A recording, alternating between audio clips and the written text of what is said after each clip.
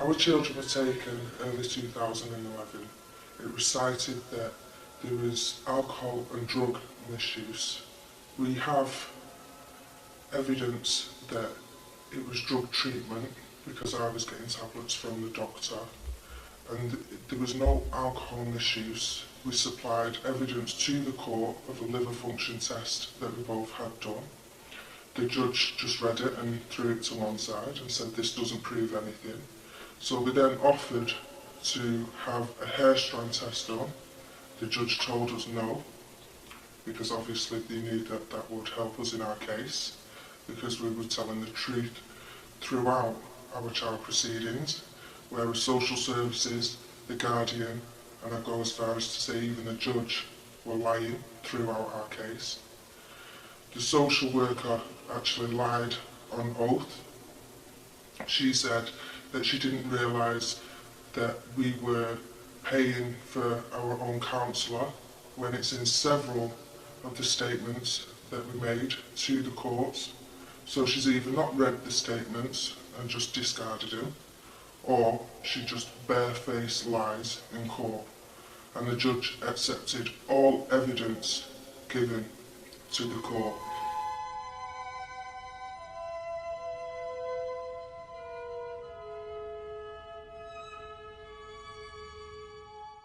Yeah, my 3-year-old had reported to us, to the school and to the social worker, that she was being bullied by the foster carer and her sons, and the reply of the social worker was that my daughter was lying and she was being spiteful, cruel and manipulative. This is a 3-year-old girl we're talking about. I was actually accused of harming my children on purpose. I'd never, ever, ever hit my children. Never. And that's what they tried to say that I'd done. And in order for that to stick, that's why the social services the social worker took it upon herself to just add bits on the end whenever she felt like it, which is obviously not right. And when I had to have a termination, it turned out that the social worker dealing with our case was actually pregnant at the same time as me, and obviously I had to have the termination because he told me that they'd take the baby at birth.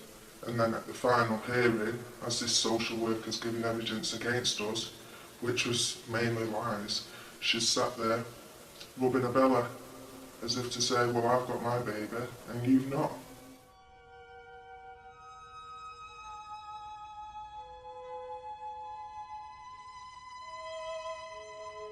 They turned up at our address with 2 police officers at 5:10 at night with the court paperwork to say that we was in court the next day at 10 o'clock in the morning. We didn't have a chance to get to research our solicitors. We had to get the first solicitors that we could. And then while we were in court and the judge is giving a decision that our children should be placed in foster care, the social workers actually sat there laughing and putting lip gloss on in court. So it just goes to show children, they're not there to look after children. Children are just pound signs to social services, and it needs to stop. Through the proceedings and after the proceedings, we tried to get on a parenting course. The first one was before the decision to adopt the children was made, and we got accepted on the course. And then after the people who run the course had spoken to our social worker, they then said, no, you can't do the course. And when we said why, they said, well, because social services have told us there's no point because your children are going to be adopted. This was before the final decision? This was before the final decision.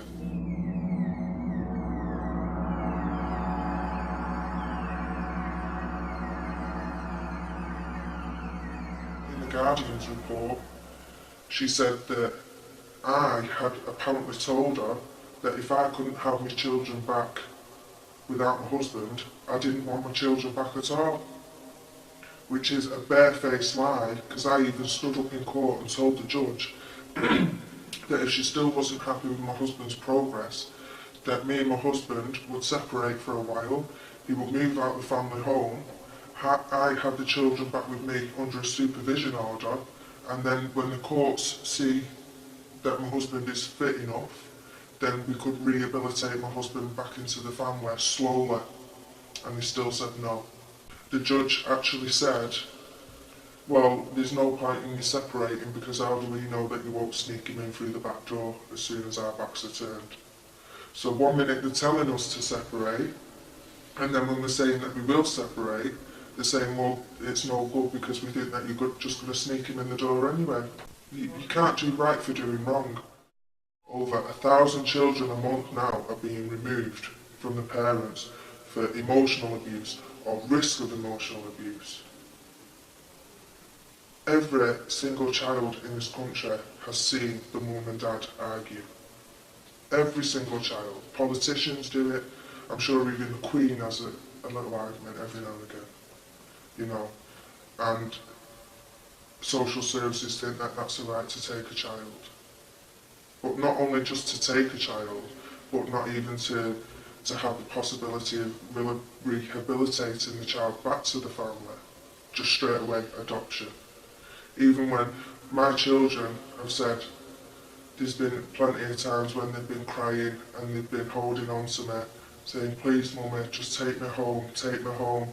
Why can't you come to the foster carers when they're in bed and come and get our clothes and take us home?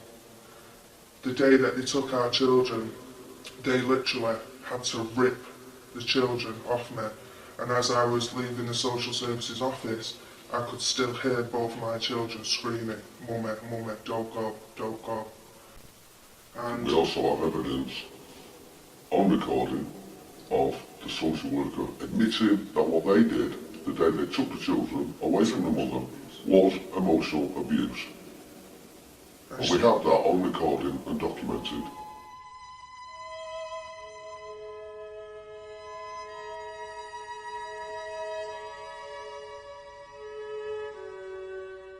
Social services won't admit that they took our children out of a happy, stable home and put them in one where the children are so messed up. They really are. My daughter used to be so bubbly and outgoing, and now she's just, she won't talk, she won't. Just withdrawn. Yeah, she doesn't express her feelings. My son is had to be referred now to CAMS because ever since social services told him that they were getting a forever mummy and daddy, a new mummy and daddy, and pretty soon you won't be seeing your mummy and daddy ever again. My son's just gone completely downhill. He's crying for me all the time. They just want to come home. And the courts say in the children's best interest and that they take the children's views on board. No, they don't. They don't care what the children want. All it is about money.